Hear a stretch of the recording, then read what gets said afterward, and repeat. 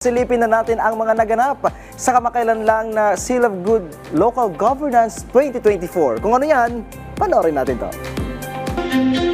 Muling kinilala ng Department of the Interior and Local Government ang mga natatanging local government units sa buong Pilipinas sa pamamagitan ng prestiyosong Seal of Good Local Governance para sa 2024. Sa taong ito, isang record-breaking 714 LGUs ang nakatanggap ng parangal na nagpapakita ng kanilang dedikasyon, transparency, accountability at mahusay na pamahalaan.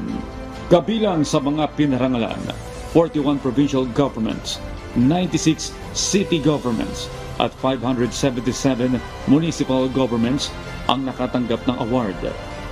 Isang lungsod ng dapitan sa mga pinarangalan ngayong taon na opisyal na tinanggap ni City Mayor Seth Frederick P. Halushos.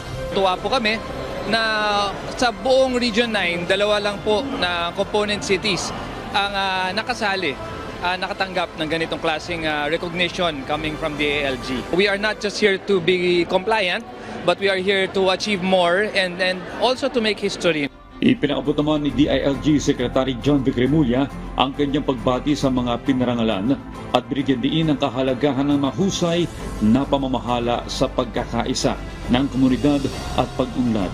Iminungkahi rin niya ang streamlining ng assessment criteria para mag-focus sa fiscal management, innovation at disaster resiliency. Upang makamit ang Seal of Good Local Governance, kinakailangan pumasa ang isang LGU sa 7 pamantayan. Mahusay na pangangasiwa ng pondo, kahandaan sa sakuna, pagbibigay ng serbisyong panlipunan, kalusugan, dekalidad na edukasyon, kapayapaan at kaayusan, at pangangalaga sa kalikasan.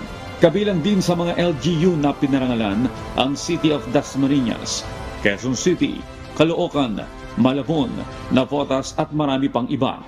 Sa mga darating pang taon, asahan natin ang mas maraming tagumpay at mas magandang serbisyo mula sa lahat ng mga local government units.